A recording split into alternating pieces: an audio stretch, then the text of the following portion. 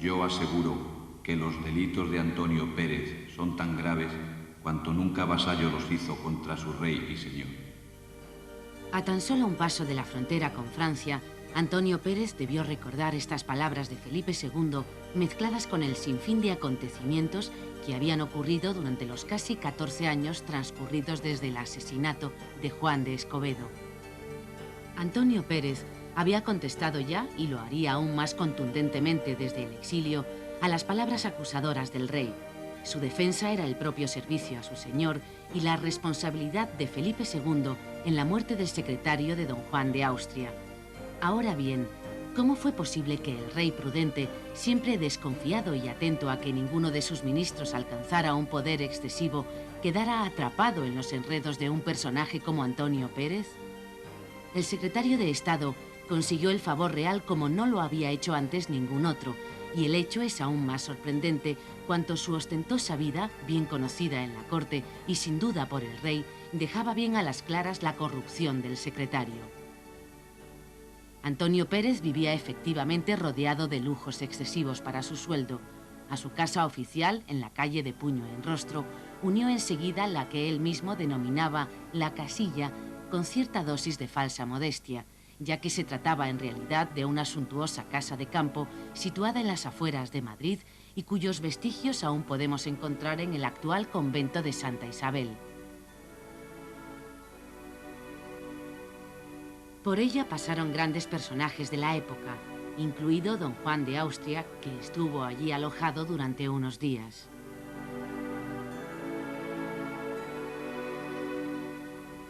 La colección de pinturas que albergaban sus paredes tenía justificada fama dentro y fuera de la corte, y su gran calidad pudo comprobarse cuando, ya procesado su dueño, se hizo el inventario de sus bienes.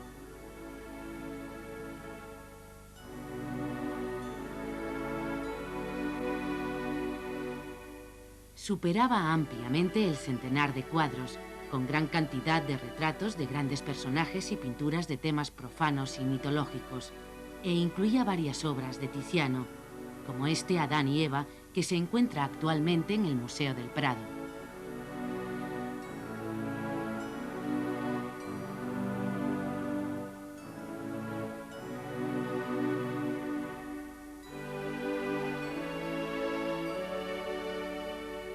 Poco antes de que se hiciera el inventario, Pérez vendió una parte importante de su colección a un noble italiano, siendo estos cuadros comprados finalmente por la princesa de Éboli, su gran aliada y también su compañera de desgracias.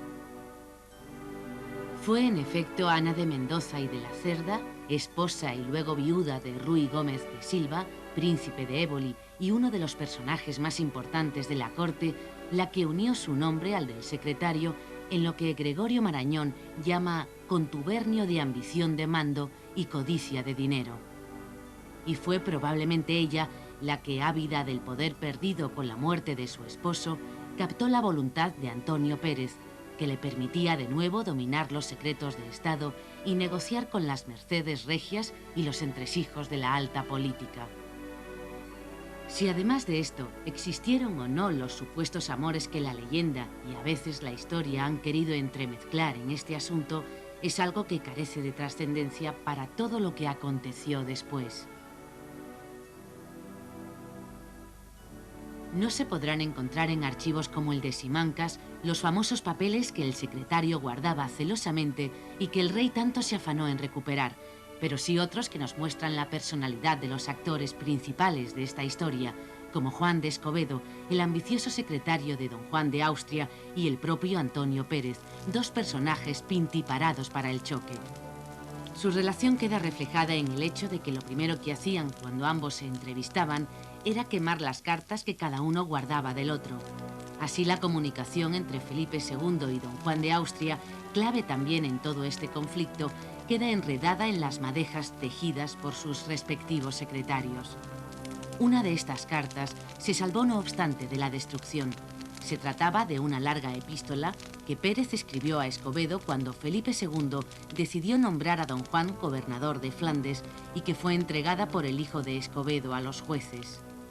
Esta carta demuestra de forma palpable la violación de los secretos de Estado por parte de Pérez y, en definitiva, el verdadero móvil del crimen, la necesidad de impedir ser descubierto ante el rey por Escobedo.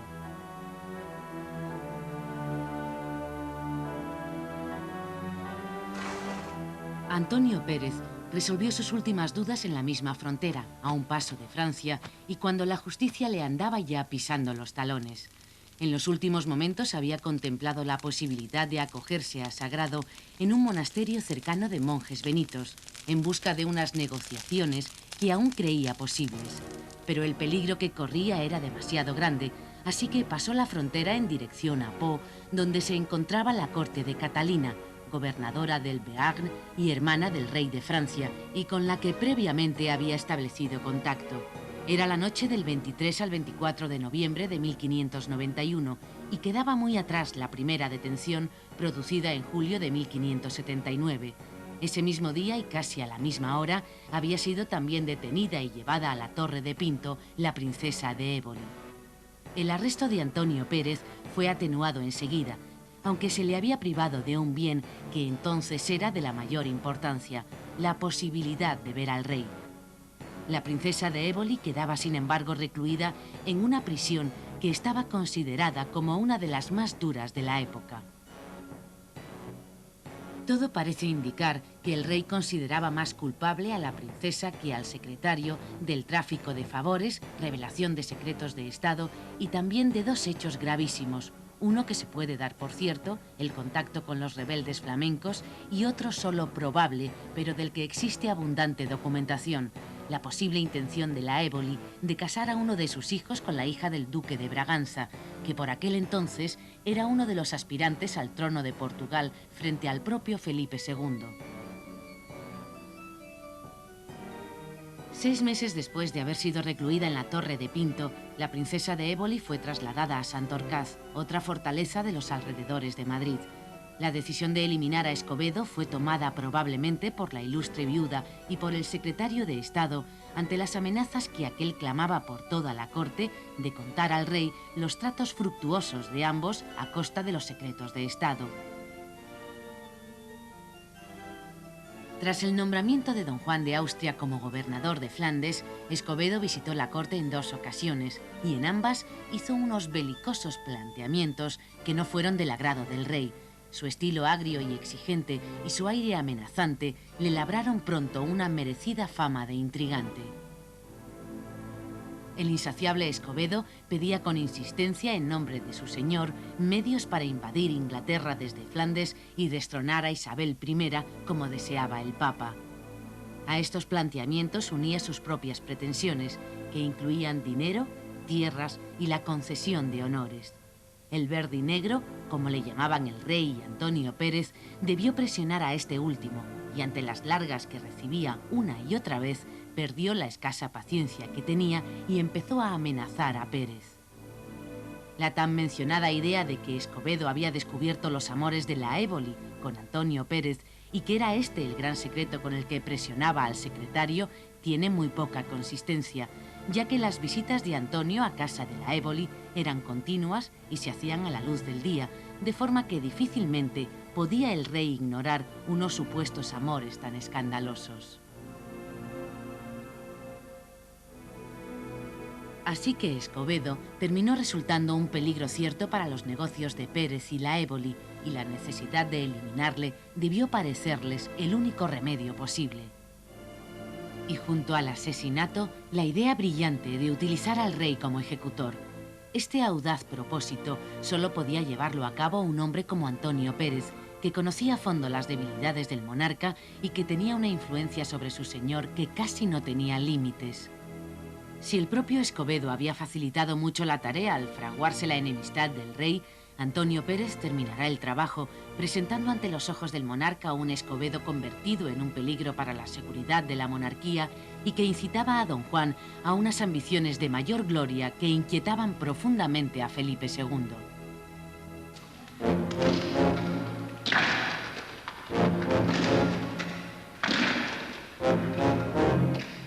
El El 31 de marzo de 1578, lunes de Pascua, unos desconocidos asaltan a don Juan de Escobedo en las oscuras calles de Madrid cuando volvía de una visita galante.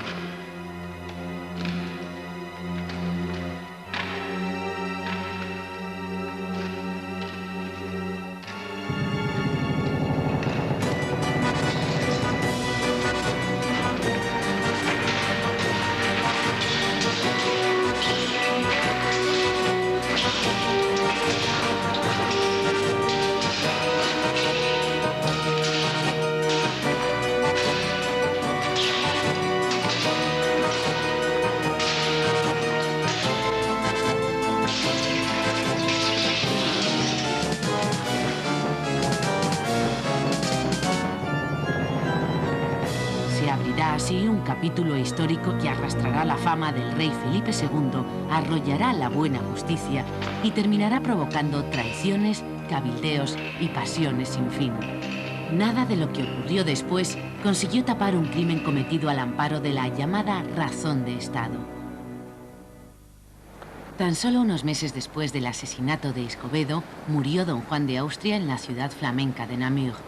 A partir de la victoria de Lepanto, el recelo de Felipe II hacia su hermanastro fue aumentando paralelamente al esplendor del que toda la cristiandad consideraba un héroe.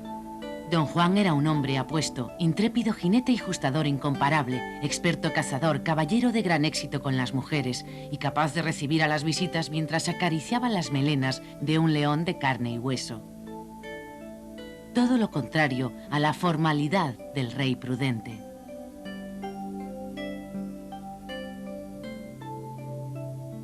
Tras el triunfo al frente de la Santa Liga en Lepanto, don Juan vio llegada la hora de rehabilitar su bastardía, y para ello no había mejor modo que conseguir de su hermano el título de Alteza. La terquedad con la que Felipe le negó una y otra vez este tratamiento muestra bien a las claras la actitud recelosa que el rey tenía para con don Juan. De esta desconfianza supo aprovecharse bien Antonio Pérez, que hizo todo lo posible para lograr el envenenamiento de los sentimientos del rey respecto a su hermano. El secretario actuó como un auténtico espía doble, doblando los halagos al rey y a don Juan, y también las censuras secretas a cada uno respecto del otro, diciendo a cada uno lo que esperaba oír, como dice sagazmente Gregorio Marañón. Antonio Pérez adujo posteriormente en su defensa que las cartas que escribía a don Juan de Austria y a Escobedo, a veces con críticas al rey, se las mostraba antes a Felipe II, que las corregía acentuando a veces estas críticas. Y hay pruebas de que el secretario no mentía en esta ocasión. De esta forma, lo que don Juan suponía confidencias de Antonio eran en realidad trampas tendidas por este y por el propio monarca a su buena fe. Pero también es seguro que esta misma operación la repetía a la inversa contra Felipe II, pues aunque no queden lógicamente pruebas documentales, resulta muy significativo que cuando llegaron a Madrid los papeles que pertenecían a don Juan y se recogieron en Flandes tras su muerte, fue cuando Felipe II cambió completamente su actitud hacia el secretario. Los documentos de don Juan hicieron ver al rey que su hermano le era completamente leal y que Pérez le había traicionado. Llamó entonces a Granvela, su antiguo ministro, que se encontraba en Italia, para sustituir a Antonio y preparó la detención de este, que se produjo el mismo día de la llegada del ya anciano cardenal a Madrid, y muy poco después de haber despachado Pérez con el rey en la que sería, sin que él lo supiera, última vez. Los próximos 6 años serán para Pérez tiempo de desgracia política, de prisión atenuada y de un complejo proceso de visita, es decir, por corrupción. Pero todavía no se le acusa de la muerte de Escobedo. A pesar de esta aparente normalidad que la vida de Antonio Pérez parece reflejar, Rodrigo Vázquez de Arce, juez nombrado por Felipe II para instruir el proceso de visita, empieza a tomar declaraciones a los testigos. En las preguntas del juez no se habla aún del asesinato de Escobedo, sino exclusivamente de la inmoralidad del secretario en el ejercicio de su cargo. La princesa de Éboli, mientras tanto, fue trasladada a su palacio de Pastrana en lo que podría parecer un ablandamiento de la postura del rey. En realidad no era así. y poco después de llegar a Pastrana, la princesa fue recluida en tan solo unas pocas habitaciones de la torre de su palacio. No sabemos si Antonio Pérez vio estos sucesos de la prisión de su cómplice como un signo de lo que se cernía sobre él mismo, pero bien pudiera haber sido así.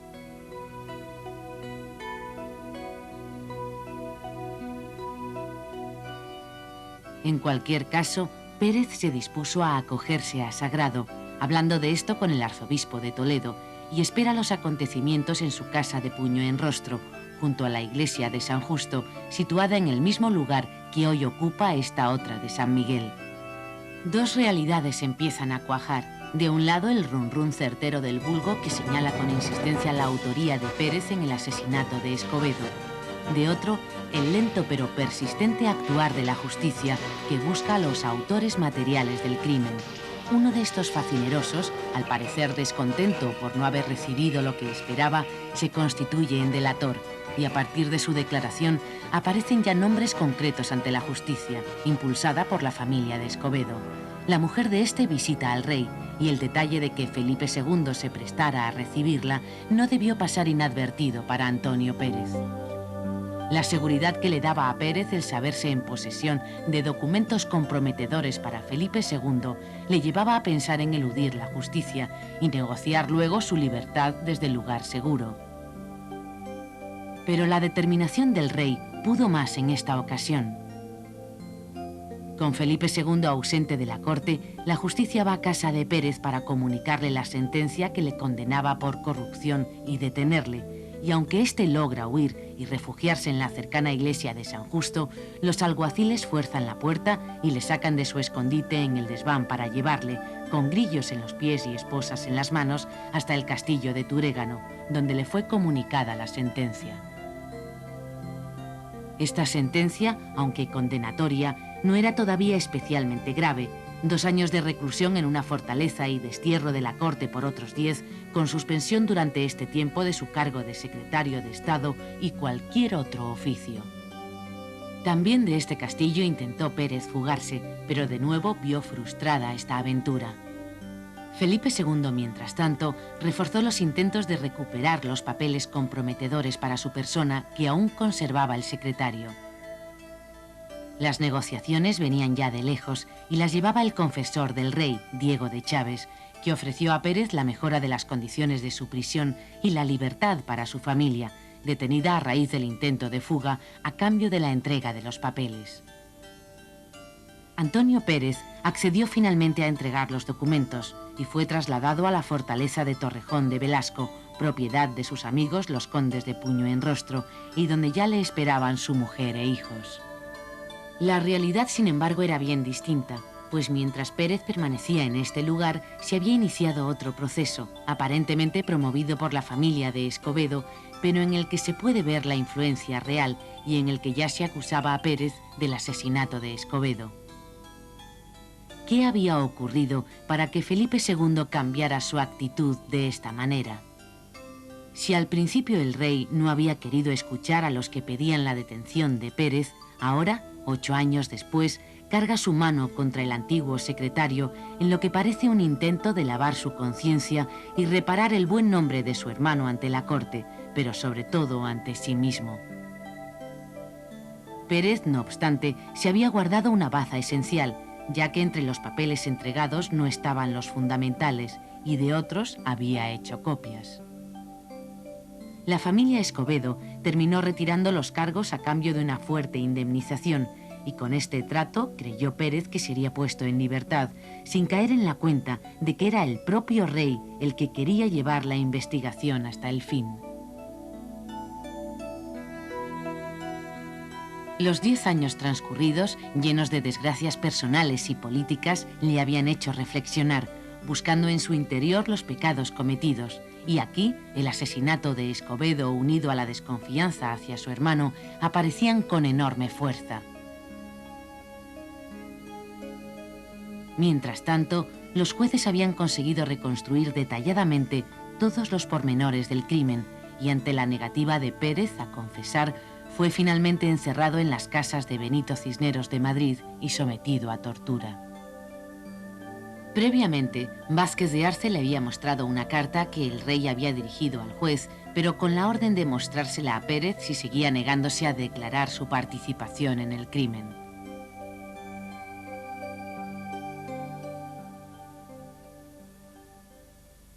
Él sabe muy bien la noticia que yo tengo de haber hecho él matar a Escobedo y las causas que dijo había para ello.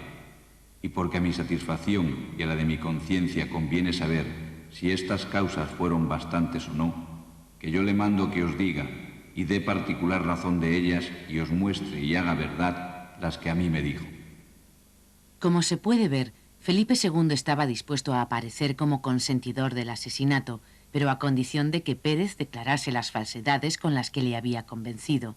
Antonio Pérez terminó confesando, pero adujo en su defensa haber actuado cumpliendo órdenes del rey. Tras la tortura, Pérez ve más claro que nunca que su única salvación pasa por fugarse a Aragón, acogiéndose a sus fueros como descendiente de aragoneses que era. Junto a su mujer y amigos planea la fuga, en la que contará con la ayuda de sus guardianes. Esta se produce el 19 de abril de 1589, miércoles santo, mientras Felipe II se encontraba pasando la Semana Santa en el Escorial. Su huida le conduce hacia Arcos, donde se encontraba la raya de Aragón, parando a descansar en Santa María de Huerta, lugar en el que suponía se encontraban los restos de sus antepasados aragoneses. La justicia le sigue inmediatamente, pero la fuga, bien planeada por sus poderosos amigos, tiene éxito y Pérez llega hasta Calatayud, acogiéndose a sagrado en la iglesia de San Pedro Mártir, desde la que pedirá de nuevo inútilmente la libertad al rey.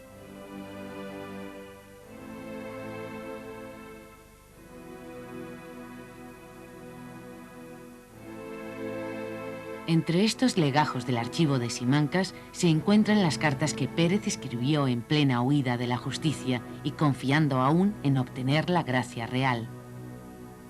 Pero esta no se iba a producir y Pérez decidió acogerse a la manifestación, gracia que le brindaban los fueros aragoneses. Así, el antiguo secretario de Estado de Felipe II pasaba a depender de la justicia del Reino de Aragón e ingresaba en la cárcel de los manifestados, que era la que albergaba a quienes se acogían a los fueros de ese reino. Las leyes de Aragón dejaban a sus naturales exentos de la competencia real, sometidos solo a la del Justicia Mayor de Aragón, excluidos de tormento y con otra serie de ventajas. Nada más producirse la fuga de Pérez, Felipe II descargó su furia sobre Pastrana en forma de medidas aún más rigurosas en la prisión de la princesa de Éboli, a la que se colocó una doble reja en la única ventana de sus estrechas habitaciones. Mientras la Éboli consumía encerrada sus últimos años de vida, Antonio Pérez mantenía su lucha con el rey amparado por sus amigos de la nobleza aragonesa, consiguiendo entre todos unir la libertad de Pérez con la defensa de los fueros aragoneses ante el rey. El proceso criminal de Castilla se trasladó a Aragón, dictándose por fin sentencia de muerte el 1 de julio de 1590, pero los fueros aragoneses seguían protegiendo la vida de Pérez, quien, viéndose apoyado por la nobleza, el clero y el pueblo de Zaragoza, pasa al ataque y distribuye lo que se conoció como el librillo, en el que acusa abiertamente al rey de la muerte de Escobedo. Felipe II, ante la posibilidad de que Pérez fuera finalmente absuelto en Aragón, pasa el asunto al único tribunal que no tenía fronteras, la Inquisición, que además era jurisdicción prioritaria, exclusiva y excluyente. Los cargos que el Santo Oficio adujo contra Pérez, su intento de huir de la cárcel e ir a refugiarse en las tierras protestantes del Béarn francés y otros igual de endebles, muestran hasta qué punto este tribunal se había convertido en un instrumento represor en manos del monarca. En cualquier caso, los inquisidores de Aragón despacharon el mandamiento de prisión y el mismo día se hizo el paso de Pérez desde la cárcel de los manifestados a la del Santo Oficio, en el Palacio de la Aljafería, originándose una sangrienta sedición que terminó con Pérez de nuevo en la que se conocía como Cárcel de la Libertad y que precedió en 4 meses exactos a otra aún más grave que se produjo cuando se intentaba llevar de nuevo a Pérez a la Aljafería y en medio de la cual Este escapó de Zaragoza, camino de Francia. Fue el 24 de septiembre de 1591.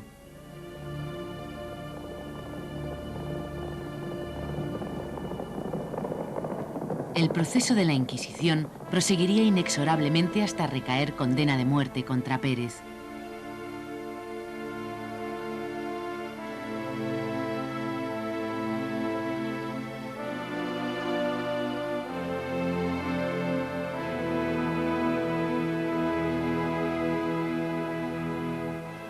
Los desórdenes de Aragón terminaron con la entrada del ejército real y la ejecución del Justicia Mayor y otros nobles y cabecillas de la rebeldía.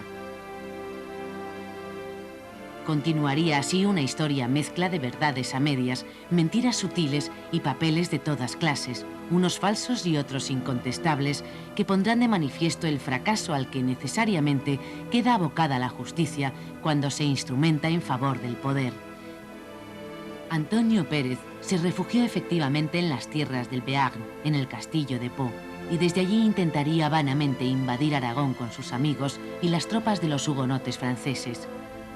La publicación de las relaciones supondría el mayor daño que el secretario de Felipe II consiguió hacer a su señor. Murió finalmente en 1611 en París y en medio de la pobreza.